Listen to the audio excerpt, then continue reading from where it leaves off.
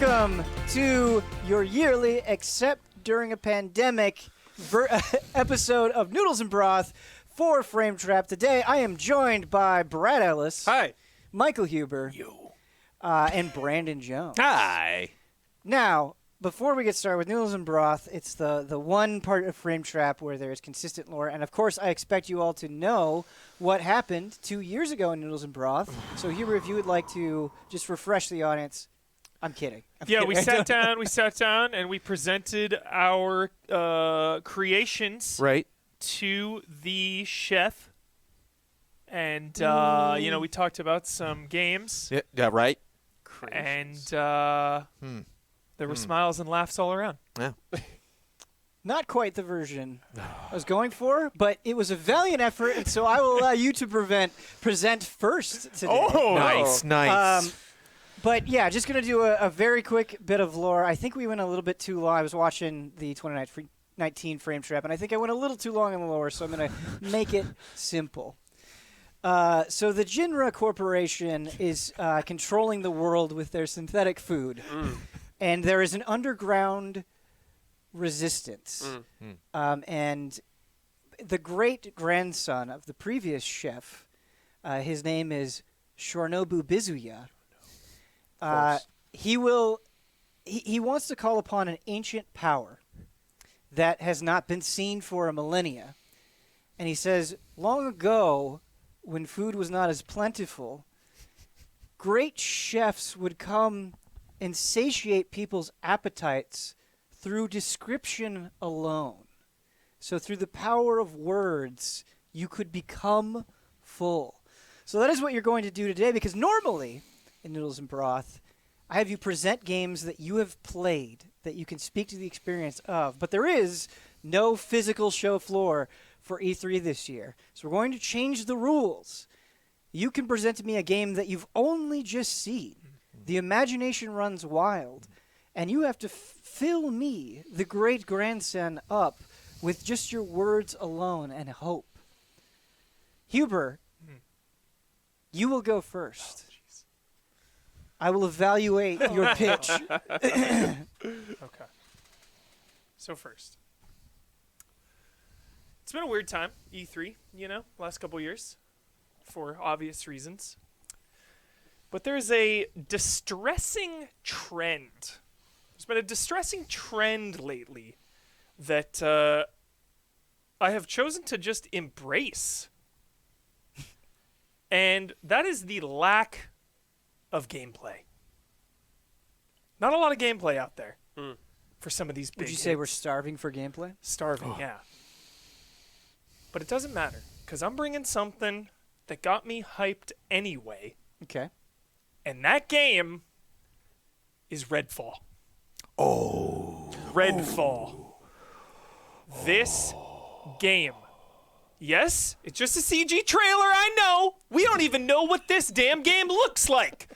But we can guess. We can imagine. And the reason I bring it is because I haven't felt this strong of a connection to characters and a world from a brand new IP in a really long time. In a world of sequels and remakes and reboots, this trailer was so much fun, and all of these characters I really love. Now, let me give you some details about this game that were not really presented during this presentation. And this is a huge deal. This is Arcane Studios. This is what everyone has been wanting and demanding and asking for. A Xbox Microsoft exclusive from a huge studio, Arcane Studios. This is an Xbox game. Redfall. This used to be such a nice place. Redfall used to be a bustling, beautiful island community. It had everything a coastal town in Massachusetts should have. A lighthouse, lobster shack, a boardwalk. But when the vampires took over, they blocked out the sun, pushed back the tides, and effectively walled off the island from the rest of society, trapping everyone who remained. Now vampires rule the town by night, and the human cultists who worship them patrol the streets by day. not too many people venturing out of safety to check out the boardwalk these days. Enter you. In Redfall, you'll choose from a lineup of unconventional heroes, each with their own unique abilities and specialized weaponry, and face off against the blood-sucking legions threatening the island. You can go it alone, single player for all you multiplayer-averse players out there. Play how you want to play. But the squad is what got me. Layla Ellison. She may be the youngest member of the team, but there isn't much she can't handle with her wits and wildly powerful telekinetic abilities. We saw the umbrella. We saw the elevator launch pad. She just looks so cool. Jacob Boyer. Jacob is an ex-military sharpshooter with a penchant for dark clothing and a mysterious vampiric eye. Why? Did he take somebody's eye? Is this some Sharingan Kakashi shit? It's not. Yeah. Is that Itachi's Raven? No. Next up, Remy De La Rosa, always spotted with her robotic compatriot. Remy lives on the front lines of conflict, using her brilliant mind and strong sense of empathy to protect her loved ones and help those in need around the world. And then lastly, Devender, inventor and internet-famous paranormal investigator. He's ready to prove to the world that vampires are real, but he's going to need to survive first. And this is an open world game. I'm just loving the vibes. Everything about this. Like, I'm just so invested in these characters already. And that's So why are you so invested in the characters? I loved their style. I thought it was genuinely funny. I thought everyone was really unique. I love their powers, like the way they're working together. That guy's rocking a freaking stake gun. I love the telekinetic powers that she uses. I love this character. She's got the robot dog and like stabs this vampire. And the vampires look cool. I mean, vampires have been in our society for like, not real, but you know what I mean? Like vampire lore is hundreds of years old. Like, and to have unique, cool looking vamps, that excited me. And I just love vampires. I love co-op and I love Arcane. And I just really liked the vibe of this trailer. I went home and I watched it. And I really just zoned in on it, and I was just enthralled and enraptured by it.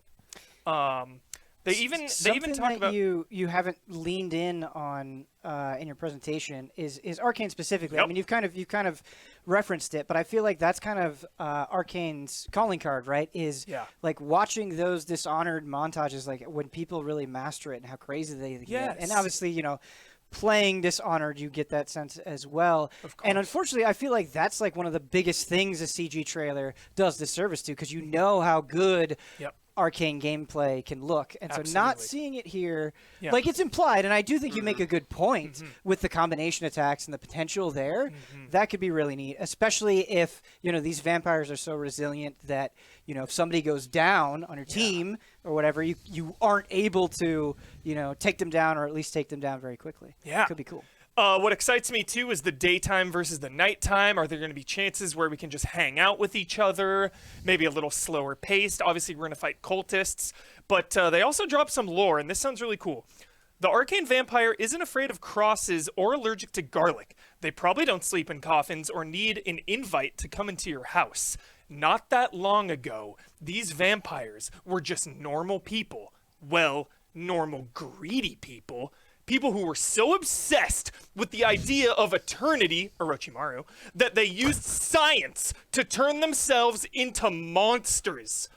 There is a strong science-inspired biotech longevity to these vampires. They're like experimenting on themselves. So the fact that one of those characters has a vampiric eye, maybe he was an experiment gone wrong, or he just messed with it. Sounds potentially like, you know, obviously analyzing, telling a story about class through vampires, especially if like the rich are just trying to live forever. You also have that line in the trailer where the girl's like, actually, I don't want to go back to normal because then I have to keep paying my student loans. Like, I only want to do it if I didn't have to pay my student loans. Do you think they'll really lean into that? Like, what do you think the potential is that there will actually be worthwhile social commentary here? Arcane Studios, with that, I'm not sure. I mean, they mentioned greed. Maybe they'll get into that. And greed and, like, science Maybe they'll go into like weather or like, you know, we're on an island. Maybe they'll do that. This trailer though, it just seems fun. I don't know. I don't know if it's that kind of game, Ben. I didn't know it was open world.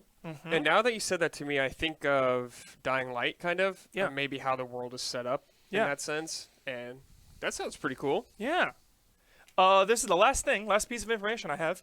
They're building an army, and there's a clear hierarchy of power. After their transformation, some vampires develop abilities like the Angler seen in the trailer, who uses a psychic harpoon to drag you away from your team.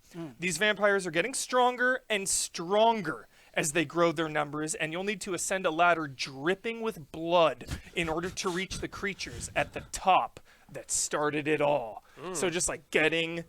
Yeah. More Yeah, intense, yeah. more intense. The cultists worship these vampires too. That's what we're seeing in this trailer as well.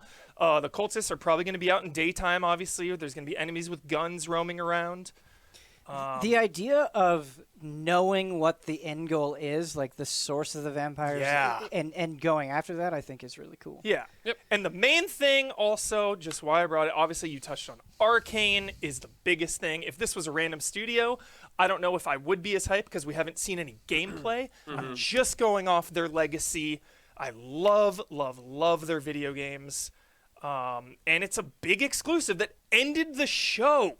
I mean, this ended Microsoft's conference. This is a huge deal. Just every year, people screaming and yelling, Xbox doesn't have games or exclusives. I know this is also on PC. That's a whole nother argument. But I think this is a big, potentially huge win for Microsoft. I know Arcane is all that whole thing, but... So Huber, satisfying appetite through the power of words is a difficult task. So I'm just going to challenge this presentation. I want to see how you handle that challenge. As a CG trailer, right, it has to convey a lot. And I do think there is a uniqueness there, especially like, you know, using the psychic umbrella attack. I really love that shot where she's loading the gun with it. So there's definitely personality in this game. I think that's undeniable. But the way that it's kind of presenting itself, like, I feel like it leans into the humor in a way that doesn't really land for me. And I wonder if that's just like, because we have kind of this running bit at Easy Allies throughout E3 where it's like, oh, there's always like, you know, 3 games of the same coming out around the same time. And I just feel like a game where you have companions that are all kind of quirky and are throwing jokes out there. It's fighting off against, some sort of oppressive force, whether it's zombies or vampires or whatever. It's just, it's not a commodity that I feel like is lacking, right? And I think the thing that immediately jumps to my mind is Back for Blood. Obviously, not a one-to-one comparison, but I do think that there are similarities that you can draw from. And to me, Back for Blood is more exciting because A, I've played it, and B, they went into huge detail. They showed off the enemies. They've shown so much of the gameplay. And so, do you worry that, like, this is not going... Like, I just wish... I no matter what, right, even if there's some promising things, I just want a little bit more. Because even what you're telling me about the world, it's like I'm kind of there, but this is supposed to come out next year, which is not that far away. I was going to bring Back for Blood, but it was too safe. Because too safe. I know I for like a that. fact, out of every single game shown, Back for Blood is honestly going to take the most of my time. I'm telling you right now, out of every game shown, Back for Blood, I'm playing it 100 hours. Like, obviously, it's not even a thing. I don't even want to talk about it because it's already freaking awesome. I really wanted to talk about Redfall. That's why I brought it. I think, Ben, you're absolutely right with, like, there's some overlap here. We've had 4-player co-op games. We've had vampire games. But at the end of the day, I don't know what it was. I don't know what it is. Something spoke to you. Something about the vibe of this world is dark and serious with a little bit of humor. Yeah, it's lighthearted, but it's not like Gearbox shoving it in your face, and it's not overly heavy and oppressive and brooding. I think the balance is super well done in this trailer. Who knows what that's going to be like as you're going through the game, but I fell in love with these characters, and it just kind of happened. I love them. You kind of talked about this in your presentation, but I think it would be actually cool if, like, spending the night in a gas station or just some place that because it is an open world, some place that you happen to find, and getting to know the characters a little bit more, or have, like, conversations while you're, sipping on a Slurpee or something. That'd be cool. Yeah. Like daytime and stuff, just kind of, it's a little calmer. Yeah. Because I think that would really separate it. Because the things I think that I'm comparing it to, right, going back to that Back 4 Blood comparison, I mean, the way that game is structured is it's just kind of like you go. Yeah. Like Left 4 Dead, outside of the safe rooms, there's not a lot of downtime. And so I think having more, you're right, having open slower areas world. to really develop it would be good. So I want to flip the arcane argument kind of on its head, as maybe a potential negative, and analyzing it from that perspective. Because even with Deathloop, which I think is a great idea, and overall I think looks good, there's definitely times I catch myself looking at Deathloop footage, and I'm like, boy, this feels a lot like Dishonored. And I wonder if, like, that's maybe a trap that they could fall into, where it's like, this is maybe feeling a little bit too much of what you've done before. Is that a concern? Yeah, I mean, it's tough because I love Ratchet & Clank Rift Apart, but it still feels like the game I've been playing for 20 years. Right. Comforting as hell, but, like, also you kind of want it to, like, mix it up, change it up. I think the 4-player co-op nature is kind of new to Arcane. Deathloop is Good point. one versus one in a way. However the multiplayer works there, and Dishonored is obviously single player. So I think the co-op vibe, like, if they can just nail that world building and emergent gameplay and exploration and just that lived-in immersive sim vibe with 4 players, and just getting that pacing right with, like, crazy out-of-control vampire action, but then, like, when they were done, calmness. I love those moments. So I hope there's a lot of exploration and discovery along with these frantic, we're all together fighting for our lives situations. Like, it's all just speculation. That's all we can do at this point. But my mind is invested.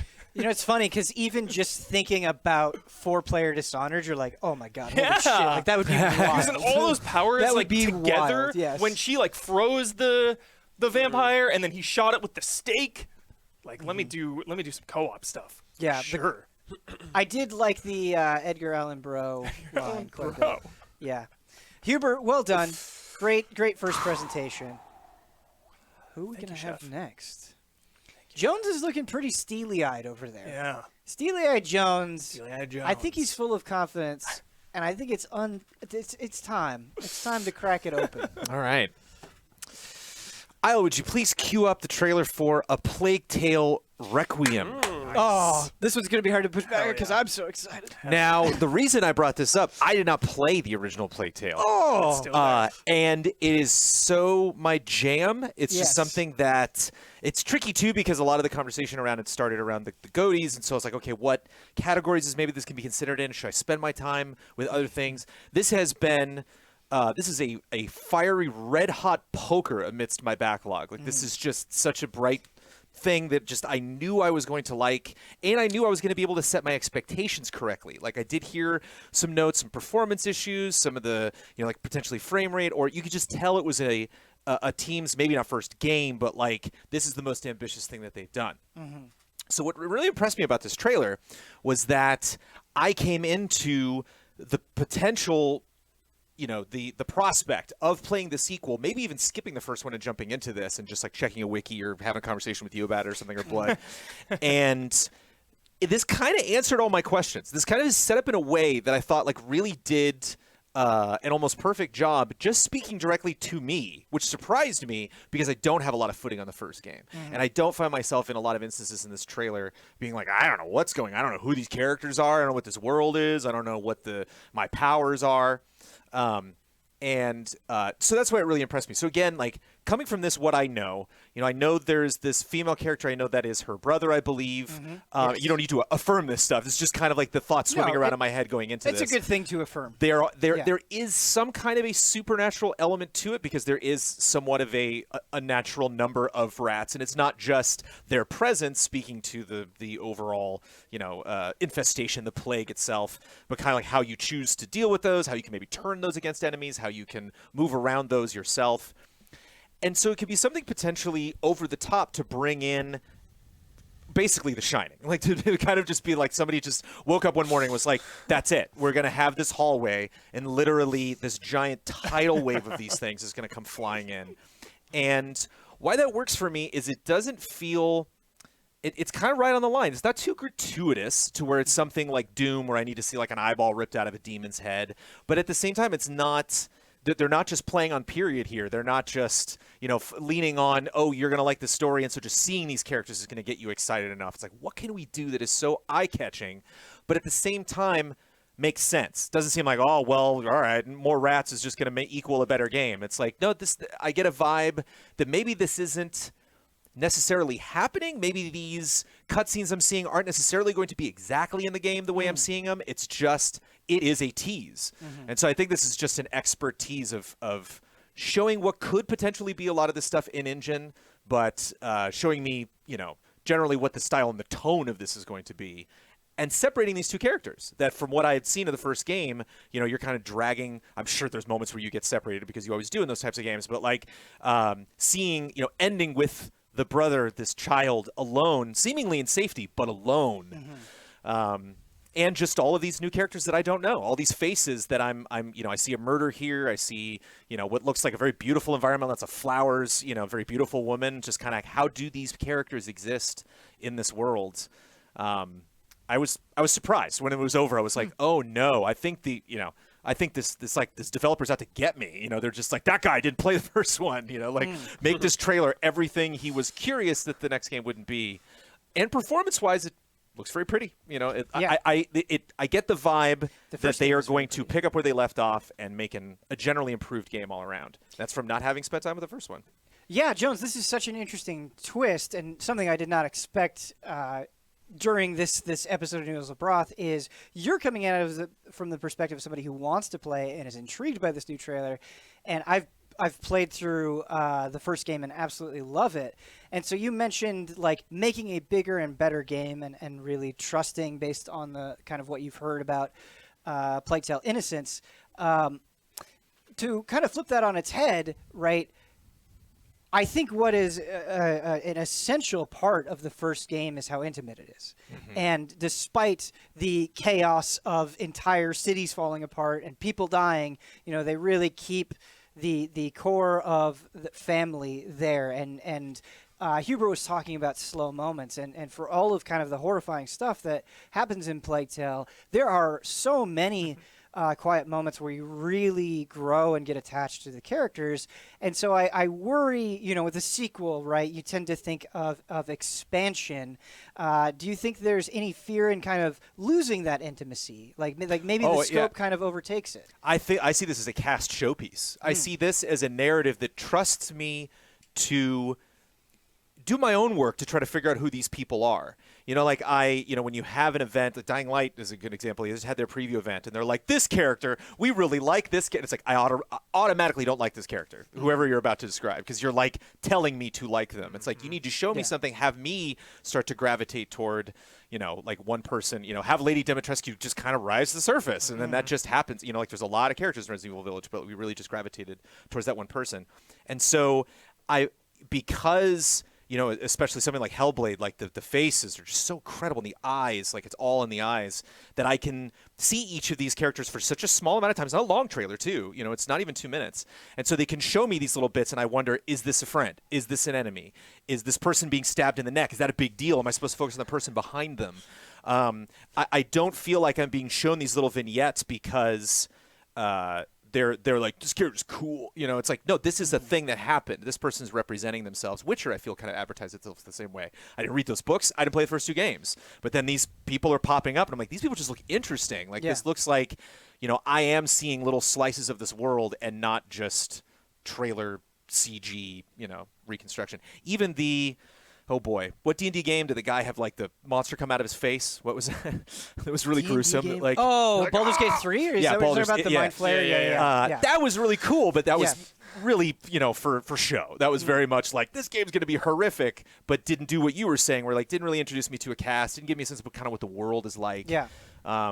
This made me interested to explore this world, but also it's extremely gory. There's corpses everywhere. Yeah. The rats get right up into the camera. Yeah. And the reveal of her at the end, I think, is interesting because you don't see her do anything. So is she confident because she's going to fight these rats? Is she confident because she can control them? Is she confident because she can just kind of bubble herself and not deal with it? Like it raises those questions for me. Yeah. Even having not be that familiar with the gameplay mechanics of the first one.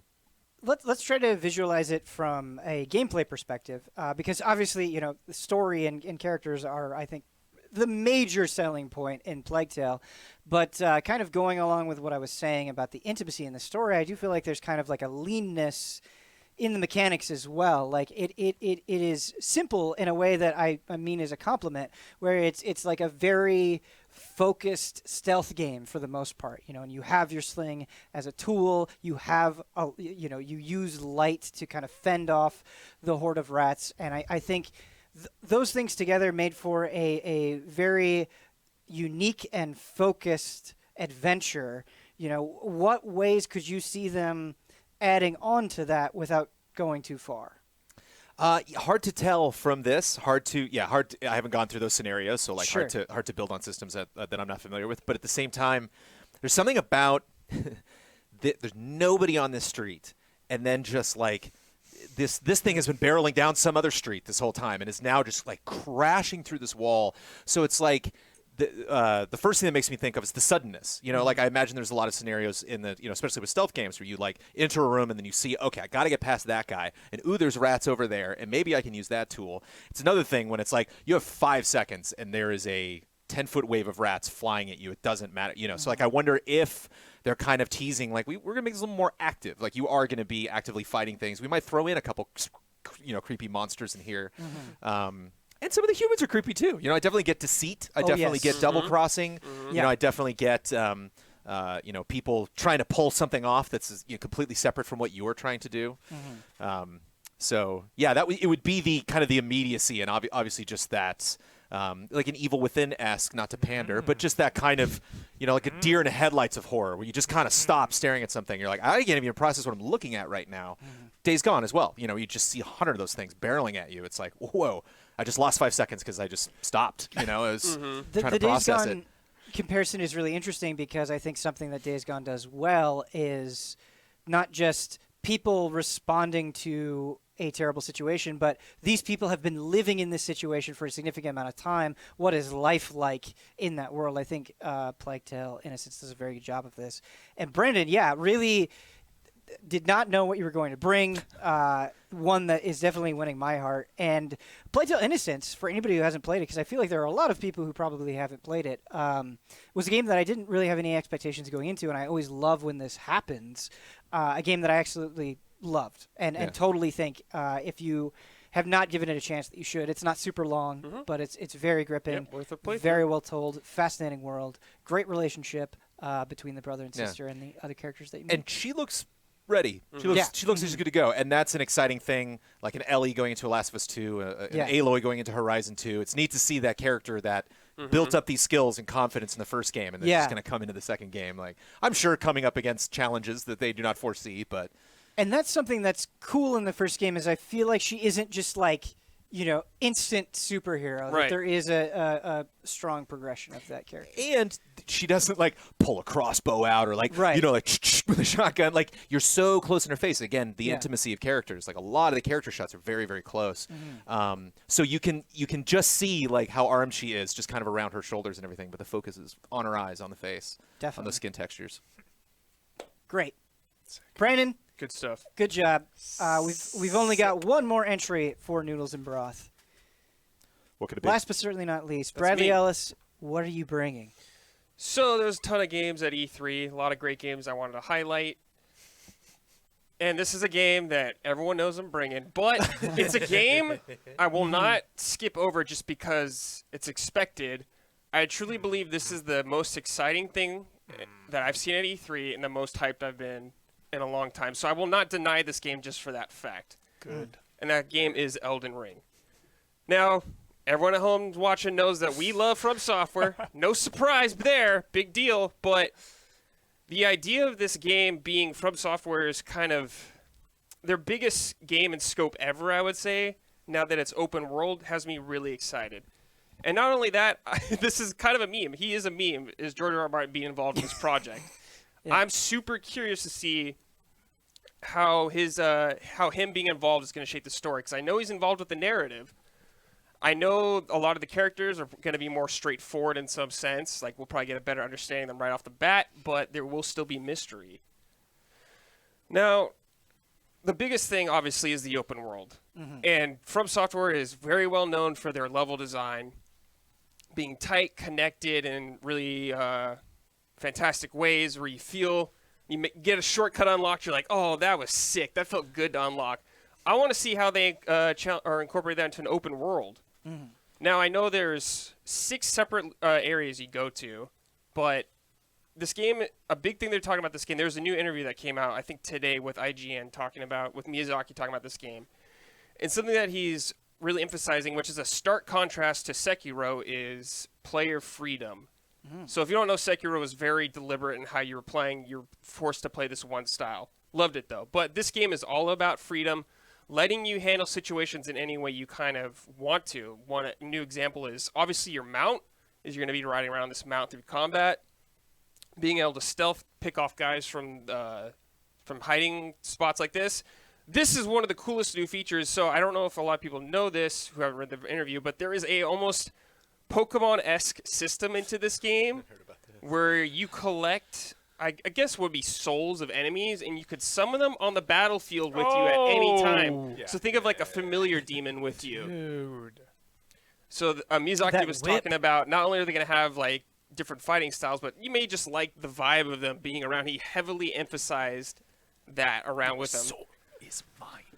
I'm so into, like, from what we remember of From Software bites or From Software games, like the boss fights we usually do are on foot, one-on-one kind of things. Occasionally there's a few, but the idea of some sort of encounter, how they're going to handle that on a mount, has me so curious how it's going to play out. They showed that brief fight of you fighting that dragon throwing lightning with your mount. I'm so into seeing these scenarios play out with a mount. I wonder if maybe it'd be better to fight them on land, or if you should ride your mount, how that will change each fight. But I want to bring up one quote from Miyazaki from this interview real quick. I know what it is. It's a good Yeah. quote. It's a good Just quote. for all you folks at home, just to give you where From is at in a mindset on this game right now. Let's see. Great guard detail. That's not difficult to imagine. Grab ass, but as far as I'm concerned, okay, here we go. After the interview, he's saying there's a lot that's difficult image to grasp and all that stuff. But as far as I'm concerned, after my 10 years or so of directing games, this really feels like a culmination of everything that I've enjoyed about game development and everything I've brought to this point. I really hope that as a fan of the games, you'll enjoy it. This man C word. is putting all of his eggs in this basket right now. It's funny the context that phrase has for us versus the rest of the world. Okay. Yeah. Brad, obviously there's a tremendous amount of excitement within Easy Yes. Allies and, generally, I think, on the internet with Elden Ring. It's been so Mm-hmm. long since we've gotten information, and tons of people are excited. But it's been interesting kind of following the online discourse Mm-hmm. around this game, because there has been some pushback, I think, specifically towards the aesthetic choices here, Mm-hmm. where some people are claiming that it looks too similar to other FromSoft games, that it's not really separating itself from the pack. It doesn't look too different from Sekiro or Souls. So what do you I say in think a lot comparison of to that? I think a lot of the enemy designs kind of stand out for me in this one more. Hmm. They seem different enough to Dark Souls to me. Obviously, we've seen. To me, this trailer shows very little of what the game is actually going to offer. And yes, it is a dark fantasy game, Mm-hmm. and that's like From's like bread and butter kind of thing. They love those games. But I think the gameplay elements they're introducing are going to change this game dramatically, especially the open world aspect of that. I think people aren't expecting how much sense of freedom you're going to get from this game. Miyazaki talked about how there is kind of like a set path, but you're free to go a lot of these areas in your own will, at your own pace. you could ignore the set path in a lot of ways. So that's what I'm so excited about this game is the freedom and how much he's describing about it. I want to be able to play this game, see all these fucking huge points. So you got your castle, you got your like plague area, you got your catacombs or whatever down there. You're like, okay, I can go in any kind of order I want to, and I want to talk to Ben. And here he went down this path and had a completely different experience than I did at a different part. He talked to this character, maybe something didn't work out with him, and the character died or something. Yeah. I want those stories. Those are like the stories we love telling with each other, what has happened in these games. Yeah, I don't know if we ever told the audience this, but when you were reviewing Sekiro, it was actually a really enjoyable time for both me and you because you and I were kind of playing Sekiro, maybe not at exactly the same Pretty time, much but, same but, time. but yeah, pretty much the same time. And we would talk, and we would share stories, and we would like, oh, you saw this, or I saw that, and it was so much fun, and I love doing that with you guys. Whenever a game, Breath of the Wild was the same way, where we would come in and we would tell each other stories, and so yeah, I'm with you. I think that's such a cool thing. Kind of along with Sekiro, I feel like what it leaned into more so than other FromSoft games is just there were different endings, right? And the story could take a decidedly different turn depending on which ending you got. Obviously not new for FromSoft games, Right. but you're talking about the openness of Elden Ring. Do you think that could apply to the story in a more substantial way I than think usual? so because they really emphasize the story being a big focal point this time around. I think it's going to be the most in-depth. Not that the other stories aren't in-depth, but I'm saying easier to process off the bat and kind of what you may be more used to from a traditional RPG, I guess. Definitely there's going to be mysterious shit like always, but I think there's just going to be more than ever. More of that RPG kind of feeling, I guess, from games. Sure. Even though there's been a ton in past ones, but more just of that, what you think of when an RPG. So you think I like the way that you're saying, like maybe a little bit more of a digestible story, maybe more comparable to other games, but do you think, because a big part of Souls is like finding secrets, right? Yes. And so with the open world, like, does that terrify you at all? Oh, As somebody who loves to no, that see does things, not so like if terrify you me. finish your first playthrough, and it's like, oh my god, I missed this crazy storyline, that's going to excite you. I love the idea of me playing through this game and just not even knowing about something completely random. I want to talk to Mike and Mike be like, "Yo, man, did you get to that frozen undead graveyard?" And I'm gonna be like, "What are you talking about?" And he goes, "Yeah, it's in the bog in the bottom left corner of the map." You have to die 100 times. Yeah. That's how you get there. That's why you missed it. That's Or why even something you I'm familiar with. You're like, yeah, there's that cathedral thing. It's like, yeah, I went to there, but there was nothing there. Yeah. And you were like, go back. Yeah, go Yeah. back to the statue. You know. Flip the switch, yeah. And just the idea of... So one thing I really love from Dark Souls 3 that's kind of returning this game is the weapon arts. But unlike Dark Souls 3 where they're bound to specific weapon, they're talking about now you'll be able to customize what weapon arts Oh, and very put it in a cool. specific weapon. So you find like cool. they showed that kind of like a magic sword. You can maybe put that on some more weapons. You're like, I like this sword. I'm going to keep it with me at all times. I don't know also how the progression is going to work necessarily. I don't know if it's necessarily going to be just you leveling up kind of thing like that. I think it might be more so... I think the Pokemon spirit thing could be an awesome form of reward for exploration and progression for your character. And lore. And You know, lore, you yeah. get their soul, you learn about them. They, Yeah. maybe talk to you and send you messages or something. Yeah. or- That's how it works in real life. Yeah. Brad, open world. So another element with Souls that's so essential, right, is PvP. How do you think PvP will work in a FromSoft open world game? Are you worried that that's going to affect it negatively? Like maybe it'll just be too ridiculous? I think it'll be pretty similar to past games. Okay. But because they talk about there being like 6 regions and maybe like the one in the middle, which because there's a hub and everything like that. Maybe Yeah. your hub's kind of in that region, and it'll be like each summon is tied to a specific hub. And I'm not sure about this, but there could be like the soapstone signs on the ground. You summon people like that, you get invaded. Gotcha. And I think you could summon friends. I don't remember how many you could summon.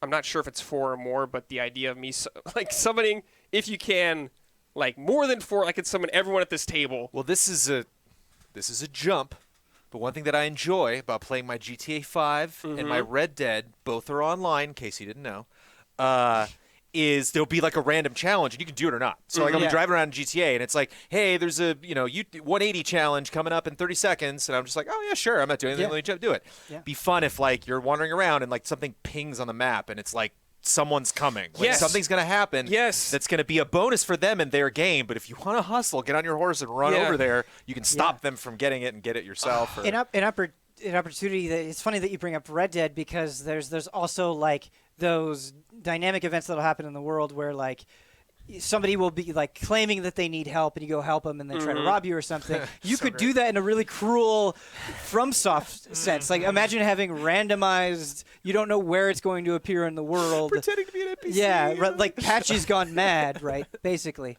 Could be really interesting. Brad, major mechanic that they really highlighted in this trailer is the mount. Yes, mount of combat. Yeah, as somebody who's very intimately familiar with combat from software, how do you expect that to change things? I mean, I think it's going to change an encounter dramatically. So one thing I'm really excited about the idea of this game, Ben, is maybe just patrolling enemies around that you can run into that you wouldn't expect to. You think about a From Software game, you got this one enemy type maybe in this one area, and that's about it. Yeah. I'm really into the idea of maybe some enemies wandering into some places you don't expect at the time. Yeah. And catching you off guard. That makes me think, because something I love in Xenoblade Chronicles is kind of, even in low-level areas, you'll see like giant towering monsters that you can't touch yet, but maybe at some point you can come and return to that area. Like I said, maybe I was talking about the boss fight with the dragon on the mount. Yeah. I'm thinking about like giving you even more approaches of how to take on a boss. Oh, sure. Maybe you don't even need to fight it on your mount. Maybe you could fight it without your mount if you're more comfortable. But if you feel more comfortable on your mount, or maybe your character's tailored around that more, you might want to take that approach. Did you see the double jump? Oh, of course I did. The double jump, then the That's pad crazy. that launches you up. Crazy. Last question. Yes. Double jump. Do you think Elden Ring will get delayed from its January release date? Believe Miyazaki said he felt comfortable with the date, Okay. but I wouldn't be surprised Okay. because I'm a fan of video games and these things happen. These things happen. But I feel like they've been quietly working on this game for quite a while. Okay. Trying to show Pretend it comes out in the summer so you won't be disappointed. Next summer. next summer, yeah. Just pretend. Just like Yeah. mind wipe yourself. Yes. Like it's coming out in June, Yep. and then just being like, oh my god. Oh, shit. 6 Yeah. months early. Yeah. Oh, it's out, dude. Fuck yeah. All right. So,